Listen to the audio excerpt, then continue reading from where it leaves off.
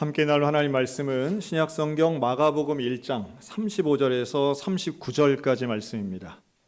마가복음 1장 35절부터 39절까지 봉독합니다. 새벽 아직도 밝기 전에 예수께서 일어나 나가 한적한 곳으로 가사 거기서 기도하시더니 시몬과 및 그와 함께 있는 자들이 예수의 뒤를 따라가 만나서 이르되 모든 사람이 주를 찾나이다.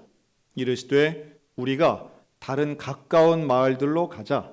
거기서도 전도하리니 내가 이를 위하여 왔노라 하시고 이에 온 갈릴리에 다니시며 그들의 여러 회당에서 전도하시고 또 귀신들을 내쫓으시더라. 아멘. 사랑하는 성도 여러분, 한 주간 평안하셨습니까? 우리 모두에게 찬양의 기쁨이 회복되시기를 축원합니다. 우리 모두에게 이 예배가 하나님께 상달되는 예배, 성령이 임재하는 예배가 되시기를 주님의 이름으로 축복합니다. 자, 오늘은 한번 설교 제목이긴 한데요. 한번 따라할까요? 한 성도, 한 영혼, 주께로. 네, 이제 오늘부터 이제 2달 반 동안 맨날 할 겁니다. 네, 이게 올해 우리 교단의 표이기도 하고요. 전도를 목표로 한 전도 표제이기도 합니다. 이제 우리 교회가 세웠어요. 이제 교단에서 세운 제목하고 똑같은 제목입니다. 오늘 상당히 은혜로운 찬양이 우리 마음 울리네요. 찬송이 울리는 우리 모두의 예배 가운데 영혼이 전도되고 오늘 예배 자리에 나온 우리 모두에게 회복의 은혜가 임하시기를 축복합니다. 오늘 본문은 예수님이 제자들에게 너무도 명확하게 예수님이 이 땅에 왜 오셨는가를 말씀하고 있습니다. 그러니까 새벽부터 기도하신 예수님, 아직 날도 밝기 전에 한적한 곳에 가셔서 예수님이 기도하십니다. 그 기도하시는 예수님에게 제자들이 찾아오죠. 와서는 다 예수님 만나려고 합니다. 사람들이 다 예수님 보려고 하는데 빨리 갑시다. 근데 그때 예수님이 가서 찾아온 사람을 만나는 게 아니라 우리 가까운 마을로 가자. 가까운 마을에 가서 복음을 전해야 된다. 전도해야 된다. 내가 이걸 위해 왔다. 이렇게 말씀하세요. 참 예수님은 이 명확한 사역의 목적과 삶의 방향이 분명하신 분이었습니다. 인기에 취하지도 않고 유혹에 넘어가지도 않고요. 시험에 지지도 않으신 분이었습니다. 아니 멋있죠. 그리고 예수님의 한마디 한마디는 그때마다 제자들에게 또 오늘을 사는 우리에게도 이렇게 살아야 되겠구나 하는 것을 가르쳐주고 계십니다. 최근에 무슨 토크 콘서트 같이 사람들에게 강연 프로그램들이 인기죠. 몇 년 전만 해도 여기에 처세에 관련된 어떤 성공 사례나 아니면 커뮤니케이션이나 인생이 이렇게 살아야 됩니다라고 하는 교훈적인 성격들을 재밌게 하는 강연들이 인기였다면 최근에는 과학자들의 강연이 인기더라고요. 왜냐하면 지금같이 이 과학주의 시대에 사는 우리들에게 가장 신뢰감 가는 사람들은 과학자, 의학자들인 것 같습니다. 특히 과학자들이 무슨 얘기를 하면 사람들이 되게 잘 믿는 것 같아요. 그 신뢰감이 물리학자 혹은 천문학자 이런 분들 사실 인생을 살면서 만날 일 별로 없는데 이런 분들의 강연을 들으면 와, 저런 세계가 다 있구나. 과학이 저런 것까지 밝혀내는구나 하고 감탄할 때가 있습니다. 그럼 분명한 건 과학의 영역도 한계가 있다라고 하는 것이죠. 과학은 현상에 대한 설명입니다. 과학이 대답할 수 없는 분야가 있어요. 대표적인 게 바로 인생의 목적 같은 것입니다. 인생의 목적을 과학이 답할 수 없는데 워낙 많은 내용들을 담다 보니 이 과학이 여기까지도 지금 대답을 하려고 시도하곤 합니다. 리처드 도킨슨의 이기적인 유전자나 또 칼 세이건의 코스모스 같은 책을 보면요, 많이들 이제 워낙 유명한 책이니까 그런데 나오는 거 보면 이 땅에 존재하는 생명체들의 목적은 하나뿐이다. 되게 이렇게 설명합니다. 그게 뭐냐면 생존. 사는 것 자체가 목적이지 다른 목적 없다. 우주가 생긴 것도 목적을 가지고 만들어진 게 아니라 우연히 발생한 것이다. 이렇게 이야기를 하더라고요. 사실은 모른다가 정답이겠죠. 과학적인 입장에선. 그런데 이걸 억지로 말하다 보니 워낙 많은 질문들이 있어서 그 질문에 과학적으로 답하다 보니 무리한 답변이 나온다고 저는 보고 있습니다. 왜냐하면 이 세상의 시작, 역사의 시작점이나 혹은 이 땅에 존재하는 생명의 목적 같은 것은 과학이 답변할 분야가 아니기 때문이죠. 과학이 아닌 사실은 우리가 진리라고 믿는 성경은 여기에 답변을 하고 있습니다. 또 이것은 단순히 종교의 영역을 넘어서 우리가 믿는 하나님의 영역인 것이죠. 하나님께서는 이 땅을 창조하신 줄로 믿습니다. 하나님은 이 땅을 창조하시고 생명을 창조하신 분입니다. 우리 그거 믿는 거죠. 그리고 창조하실 때는 의도가 있고 목적이 있다는 것도 우리는 믿고 있습니다. 그리고 그 중에 하나가 바로 우리 자신입니다. 그래서 우리는 소중합니다. 하나님이 목적을 갖고 창조하셨기 때문에 우리 한 사람 한 사람은 소중합니다. 과학은 이런 가치에 대해 설명할 수 없습니다. 과학은 중요하죠. 과학도 그것이 가지고 있는 진리가 있습니다. 그러나 과학적 진리와 성경의 진리는 그 크기에 있어서 똑같지 않다 하는 말씀이에요. 우리가 믿는 여호와 하나님의 진리, 또 성경이 우리에게 말씀하고 있는 진리, 예수님이 말씀하신 우리 인생의 목적과 방향, 이것은 예수 그리스도를 통해서만 알 수 있는 것입니다. 여러분, 이 복음의 놀라운 은혜를 경험한 우리 모두에게 삶의 소중함과 인생의 목적이 더욱 분명해지는 저와 여러분들 되시기를 주님의 이름으로 축원합니다. 그리고 이것을 내가 경험했기에, 내가 알기에 이 진리를 이웃에게 전하는 것을 우리는 전도라고 말합니다. 예수님이 그것 때문에 오셨다는 거예요. 이 전도는 참 중요합니다. 예수님이 삶의 목적이라고 정한 것처럼 오늘 우리에게 주시는 사명이기도 한 것입니다. 해도 되고 안 해도 되는 게 아니라 반드시 해야만 하는 것입니다. 이게 구원받은 우리에게 주신 사명이기 때문에 그렇습니다. 기원전 490년 페르시아의 10만 대군과 그리스 아테네 군사 10,000명이 전투를 벌였습니다. 아테네에서 북동쪽으로 약 40km 떨어진 평야, 마라톤이라고 하는 평야에서 전쟁을 합니다. 10대 1의 큰 차이였지만 놀랍게도 그리스 아테네가 승리합니다. 그리고 아테네의 병사 페이디피데스는 이 승전보를 전하기 위해서 한 걸음에 아테네까지 뛰어갑니다. 그리고 뛰어가서는 주민들에게 외치죠. 시민들에게 우리가 승리했습니다. 그리고 죽습니다. 이게 이제 마라톤 경기의 기원이 된 스토리죠. 제가 처음 그 얘기를 듣고 뭘 그렇게까지 뛰나 하는 생각이 들더라고요. 그렇죠? 여러분, 승리한 소식을 전하는 게 중요합니까? 생명이 더 중요합니까? 양보해서 40km니까 사실은 걸어가도 하루면 걸어가잖아요. 네. 한 2시간 늦게 전하면 안 되나요? 그걸 뭘 죽을 때까지 뛰어가지고 마지막에 하고 죽나 좀 과장됐다. 이거 좀 마라톤 경기에 대한 뭔가 좀 드라마적인 요소가 있는 거 아닌가. 이런 생각을 저만 한 것 같네요. 네, 여러분들의 얼굴을 보니까 저만 그런 생각을 했던 것 같아요. 그런데 제가 최근에 읽은 역사서를 보니까요, 여기에는 또 다른 이유가 있었더라고요. 즉, 페르시아와 아테네가 전쟁을 하고 아테네가 이겼습니다. 그럼 페르시아 10만 대군은 아이고 우리가 졌네 철수했을까요? 아니면 야 다시 애들 불러와 2차전 했을까요? 다시 애들 불러와 2차전을 선포한 거예요. 다시 말해 이 페이디피데스가 전하려고 한 것은 우리가 승리했습니다만 있는 건 아니었어요. 승리의 소식, 반가운 소식이죠. 그런데 저 페르시아가 2차전을 준비하고 있습니다. 우리 빨리 군사를 더 모아서 다시 한번 준비해서 나가야 됩니다. 이 소식도 전하려 했다는 거예요. 그래서 위급했다는 겁니다. 조금 이해가 되더라고요.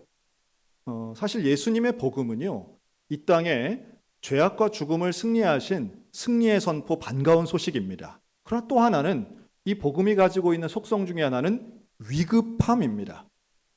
왜 위급할까요? 이 복음을 들어야 하는 사람들이 유한한 존재이기 때문에 그렇습니다. 인생은 누구나 죽습니다. 언제 죽을지 몰라서 그렇지 누구나 죽습니다.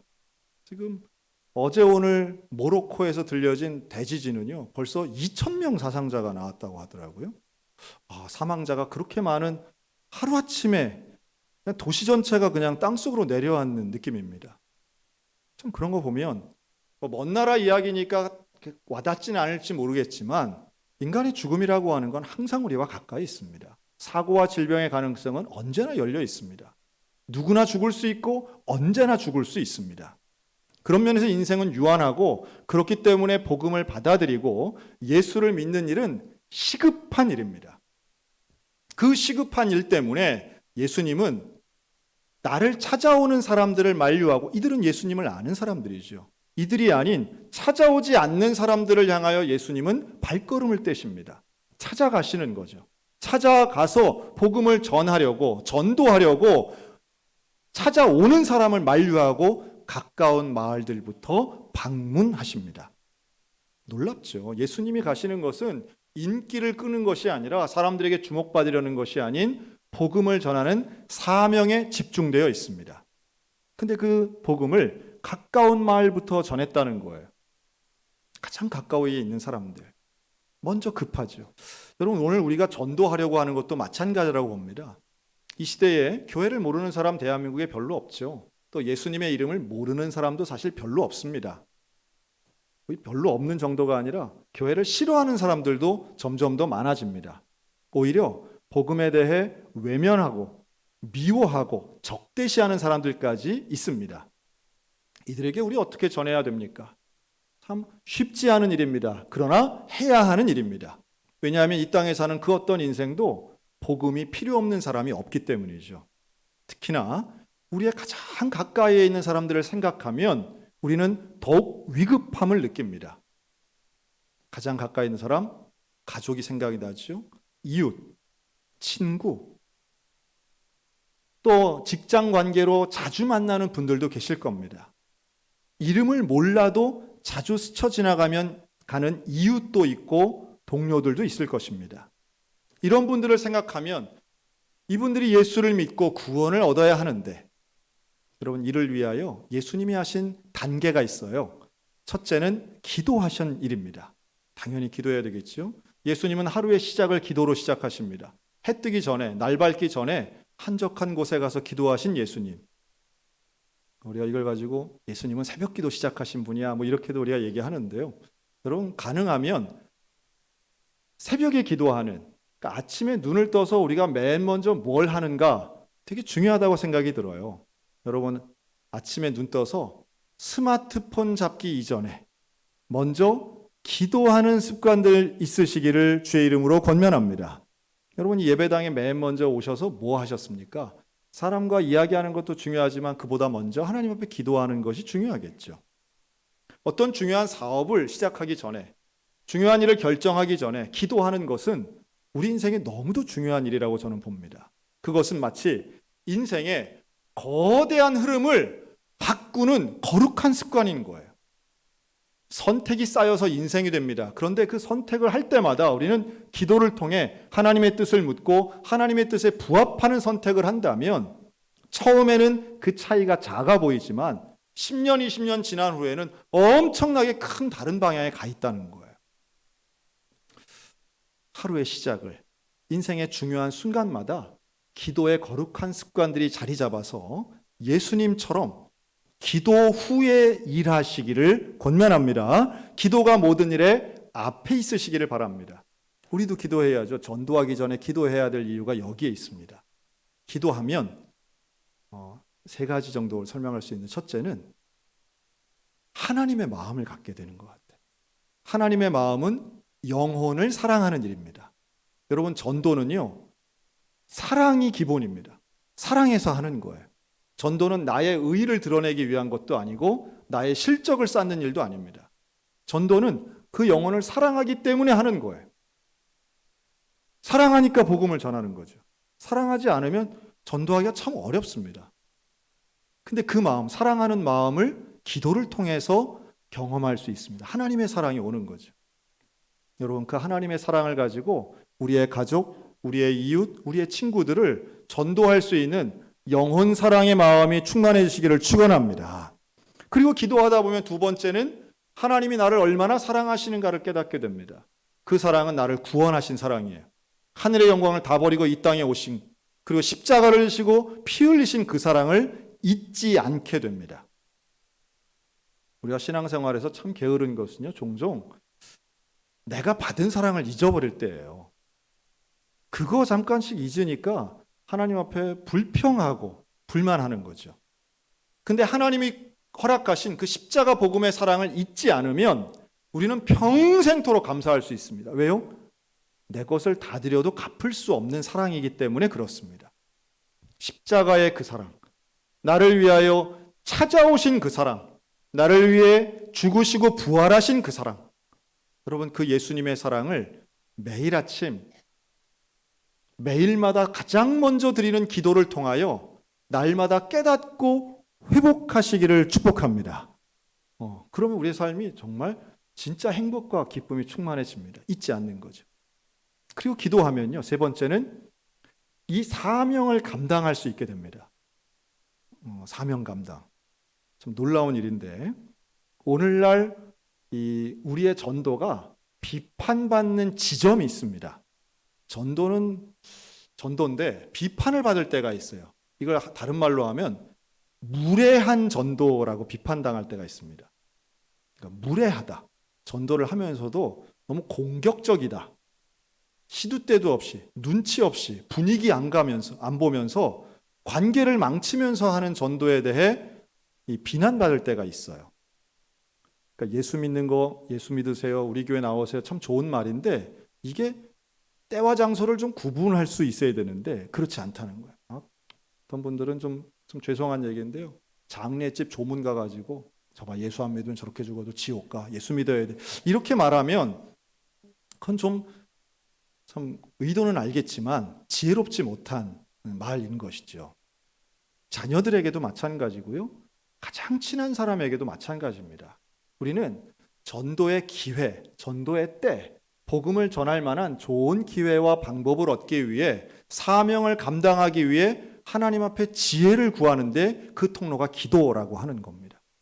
그리고 그렇게 기도하다 보면 반드시 정말로 힘들고 어려운 인생을 살아가는 내 이웃이 복음이 필요하고 마음의 문, 귀가 열리는 순간이 분명히 오게 될 줄로 믿습니다. 여러분 그때를 위해서 날마다 노력하고 찾아가고 만남을 만들어내셔야 됩니다. 참 이런 지혜가 필요하죠. 그래서 어떤 그 전도 전문가 목사님은 그런 얘기 하시더라고요. 전도 많이 하시는 분들에게 공통점이 있답니다. 되게 친절하시대요. 되게 환대하신대요. 환대. 잘 맞이하는 거죠. 그리고 잘 먹인답니다. 그러면서 뭐라 그러냐면 목구멍이 열려야 귓구멍도 열린다. 그러시더라고요. 그러면 받아 적을 뻔했습니다. 그렇구나.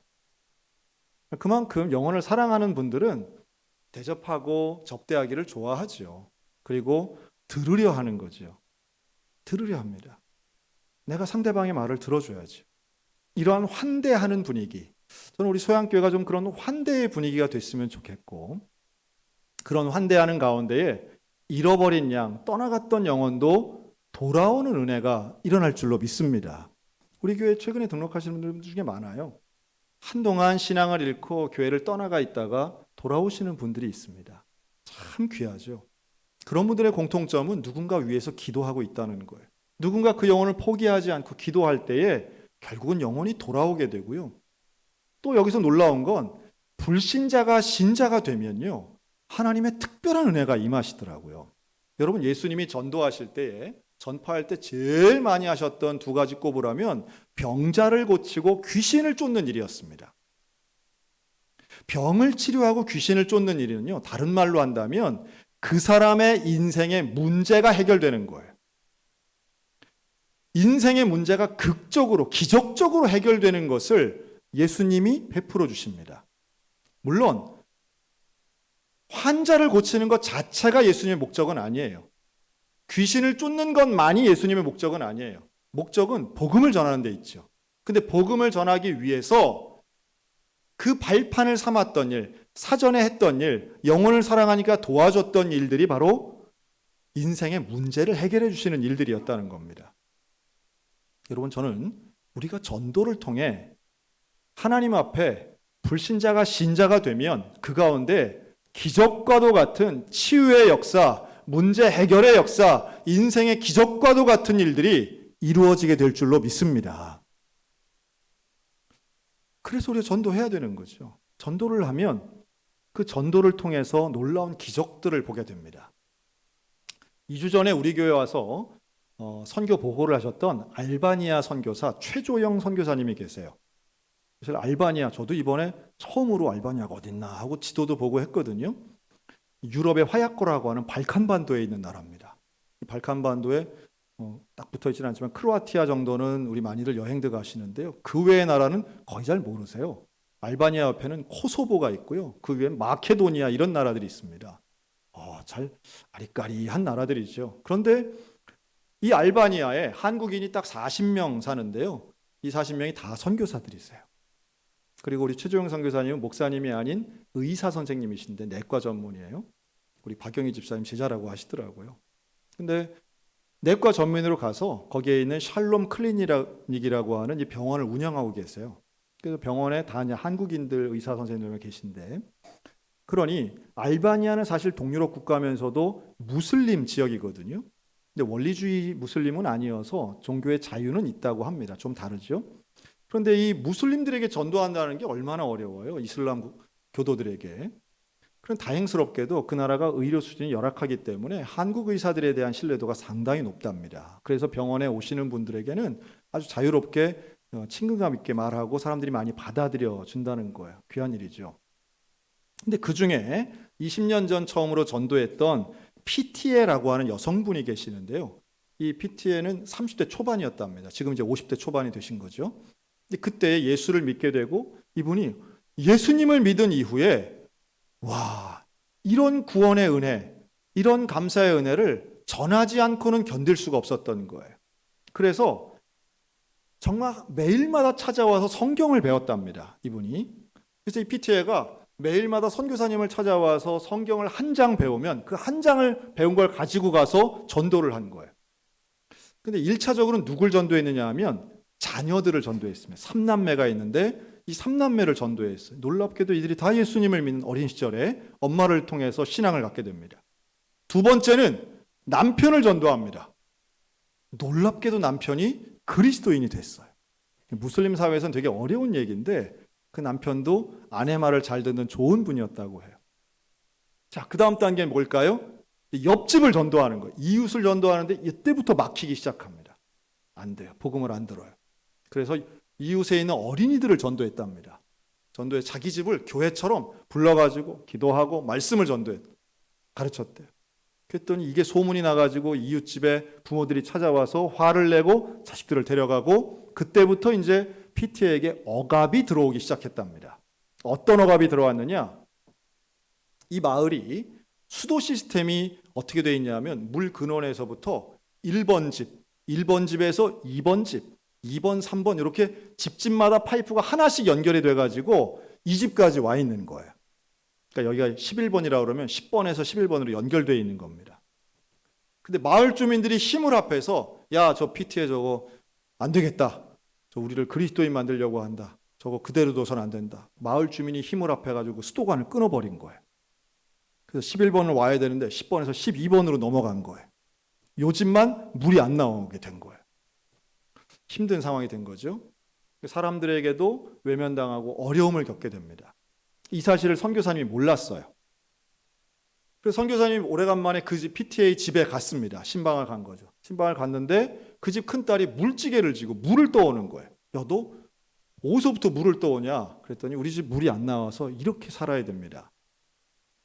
언제부터 물이 안 나왔습니까? 지금 6개월째 물이 안 나오고 있습니다. 와, 물 안 나오고 6개월 동안 어떻게 살았어요? 그간의 사정을 얘기하면서 PTA가 이렇게 말합니다. 나는 물 없이는 살 수 있어도 예수님 없이는 살 수 없습니다. 이야, 놀라운 얘기 아닙니까? 물론 알바니아어로 했겠죠. 물론. 이 말에 최조영 선교사님이 선교 초기인데 너무 감동을 받으신 거예요. 세상에 이런 분이 있구나. 예수를 믿는데 물보다 이렇게 들렸대요. 나는 돈 없이는 살 수 있어도 예수님 없이는 살 수 없습니다. 나는 건강 없이는 살 수 있어도 예수님 없이는 살 수 없습니다. 나는 친구 없이는 살 수 있어도 예수님 없이는 살 수 없습니다. 이렇게 들렸대요. 척박한 땅 알바니아에서 하나님의 음성으로 들린 거죠. 병원으로 돌아와서 선교사님들과 의논합니다. 이거 어떻게 할까요? 우리 저 자매를 도웁시다. 선교사님들이 헌금합니다.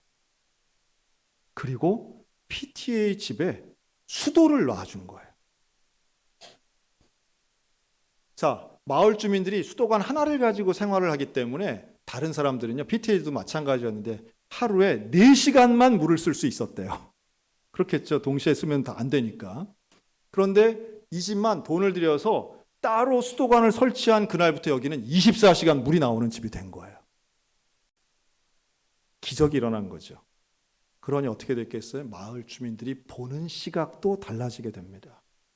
야, 우리 동네에서 저 집만 복받았네. 아이들이 볼 때에도 그렇게 됐다는 거예요. 20년이 지난 지금 PTA의 집은 교회가 됐습니다. 지금 40명이 모여서 예배드리는 교회가 됐고요. 여성 사역자로 알바니아에 있는 40명 선교사 모두와 협력 관계로 지내고 있습니다. 놀라운 일 아니겠습니까? 사실 전도의 열매라고 하는 건 사실 기적을 동반하는, 거기에는 사도 바울이 얘기한 것처럼 내가 주의 복음을 전할 때 나의 목숨도 나의 생명도 아깝지 않다라고 얘기하는 그것은 사명을 깨달은 사람만 할 수 있는 일이에요. 여러분, 전도는 해도 되고 안 해도 되는 것이 아니라 반드시 해야 하는 일이고 하나님 우리에게 맡겨주신 놀라운 사명입니다. 이 전도는 두 가지가 있다고 저는 봐요. 하나는 초청입니다. 따라할까요? 초청도 전도입니다. 초청을 하는 거죠. 어디로 초청할까요? 당연히 예배당으로, 예배의 시간으로, 혹은 우리 믿음의 공동체로 초대하는 것입니다. 아름다운 전도입니다. 그런데 이 초청을 하기 위해선 당연히 관계가 좋아야 할 것이고 지혜가 필요한 것이고 준비도 필요합니다. 자꾸 접촉점도 만나야 되고 또 때로는 설명도 있어야 되겠죠. 무엇보다 진정성 있는 그 사람을 사랑하는 마음을 가지고 권면하는 일이 있어야 될 것입니다. 그러니까 더 본질적인 전도가 또 하나가 있습니다. 초청도 전도이지만 따라할까요? 복음이 전도입니다. 복음이 전도입니다. 복음을 전해야만 합니다. 예수 그리스도가 나의 구세주이심을 고백하는 것입니다. 구원 간증이 필수적으로 따라오는 복음 전도입니다. 내 입을 열어서 예수 그리스도를 전하는 것이 전도입니다. 자, 반복적으로 말씀드리죠. 여러분, 사랑하는 자녀, 가족들에게 내가 나에게 있어서의 예수님이 얼마나 소중하고 예수 그리스도를 믿는 것이 얼마나 행복한 일인가를 고백하는 경험이 있으시기를 주님의 이름으로 축복합니다. 예수 믿는 게 좋은 일이라고 하는 것을 내 입으로 고백해야 돼요. 야, 뭐 예수 믿는 건 모르겠고, 야, 교회가 뭐 나쁜 거 가르치겠냐? 우리 교회 분위기 좋아. 이 정도 수준이면 안 된다는 거예요. 내가 경험한, 내가 믿는 그 예수님에 대해서 증언하고 알리고 말하는 그 과정이 있어야 되는 것이죠. 나는 예수님을 믿고 변화되었어. 나는 예수님을 믿고 세상이 아닌 하늘나라, 하나님 나라에 대한 소망을 가졌어.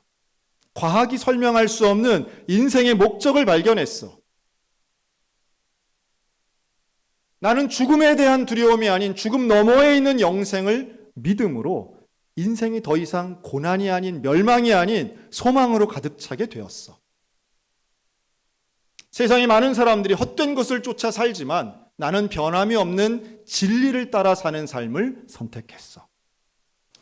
여러분, 복음의 능력은요, 우리의 삶을 충만하게 만듭니다. 여러분, 복음의 능력을 과소평가하지 마시기 바랍니다. 복음이 필요 없는 사람은 아무도 없습니다. 복음의 은혜는, 십자가의 은혜는 지금도 물질의 풍요 속에 자신의 부족함과 슬픔과 우울을 숨기고 살아가는 사람들에게 분명히 필요한 것이고, 영원히 살 것처럼 어리석은 선택을 하고 있는 인생들에게 오늘도 앞으로도 여전히 필요한 진리입니다.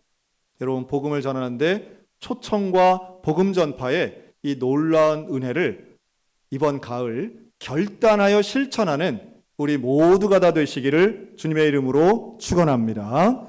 오늘 여러분들이 2장 받으셨어요. 파란색 종이 2장 받으셨죠? 네. 안 받으신 분은 손을 들어서 받으시면 이 2장 중에 기도문이 써 있는 종이가 있습니다. 이거 가지고 이제 기도하시면 됩니다. 우리가 이제 앞으로 새벽 예배도 하고 금요 성령 집회도 하고 또 전도 기도회도 계속 할 겁니다. 이 기도문은 가지고 기도하시면 돼요. 여기 보면 한 영혼 작성자 이렇게 쓰여 있는 종이가 하나 있습니다. 여기에는 작성자에는 내 이름을 쓰시고 한 영혼에는 오늘 예배를 드리며 떠오르는 사람을 쓰시면 됩니다. 어떤 사람이 떠오르는가? 내가 초청해야 될 사람이 누구일까? 내가 복음을 전해야 될 사람이 누구일까? 가장 사랑하는 막내 동서가 생각난다면 쓰시면 됩니다. 아주 그냥 얄미운 도대체 말을 안 듣고 요리조리 빠져나가는, 교회 한번 오라 그러면 도대체가 말을 안 듣는 우리 큰며느리가 생각나면 쓰시면 됩니다. 내 생명보다 더 소중한데 신앙을 잃고 교회에 장기 결석 중인 아들이 있다면 쓰시면 됩니다. 이름은 정확히 모르는데 볼 때마다 마음이 쓰이고 저 사람 참 예수 믿으면 좋겠다라고 하는 단골집 사장님이 있다면 그냥 사장님 이렇게 쓰시면 됩니다. 또 자주자주 만나긴 하는데 그 사람 참 성실하고 좋은데 교회 얘기 꺼내기 좀 망설이는 분이 있다면, 근데 지금 떠오른다면 여러분 그분 한번 쓰시면 되겠어요. 거래처 최군 뭐 이렇게 쓰셔도 됩니다. 의외로 사람 이름 잘 모르세요. 여러분 옆집에 사시는 분 아십니까? 잘 모르시죠. 우리 춘천은 교패가 많이 붙어 있는 도시입니다. 그런데 우리 옆집에 교패가 안 붙어 있다면 여러분 마음 쓰이지 않겠어요? 202호 아줌마 이렇게 쓰시면 됩니다. 우리가 복음을 전해야 될 대상들은요 사실은 많습니다. 그리고 다양한 방법을 통해서 언젠간 기회가 오겠죠. 항상 인상 쓰고 있는 801호 아저씨 엘리베이터에서 만나는 순간이 올 겁니다. 여러분 그때 우리 교회 이런 거 한번 해요. 한번 오세요 라고 초청장 드릴 수 있지 않겠습니까? 언제나 전도에 대한 마음을 가지고 계셨던 예수님은 새벽에도 기도하고 제자들의 요청이 있었지만 가까운 마을로 가자 마치 계획이 있었던 것처럼 예수님은 결단하여 발걸음을 옮기셨습니다. 가는 곳마다 귀신을 내어 쫓는 기적이 일어나는 거예요. 여러분 전도를 하겠다 마음먹은 이 마음을 포기하거나 망각하지 않으셨으면 좋겠습니다. 하나님이 가장 기뻐하시는 이 위대한 결단을 실행하시기를 권면합니다. 그리고 그 실행을 통하여 놀라운 기적도 보는 증인들이 되셨으면 좋겠습니다. 우리 교회 그런 증인들이 넘쳐났으면 좋겠어요. 오늘도 제가 예배드리다가 2층에 온 해외 가셨다가 몇 년 만에 오신 우리 성도들 보니까 참 반갑네요. 이렇게 예배드리다가 그런 분들이 계세요. 눈에 확 띄어요.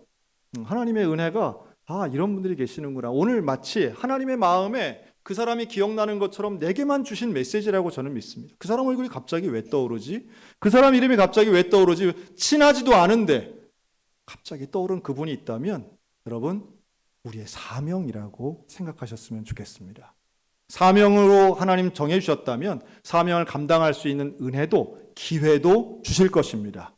우리의 시간을 물질을 투자해서 한 영혼을 주님 앞으로 인도해낼 수 있다면 주님 가장 기뻐하시는 일이고 우리 인생의 가장 놀라운 결실이 될 것입니다. 올 한 해 이 가을 추수감사주의를 통해 또 전도주의를 통해 하나님 앞에 놀라운 영광을 돌려드리는 저와 여러분들 가운데 하나님의 은혜가 있으시기를 우리 주의 이름으로 축복합니다. 아멘. 기도하겠습니다.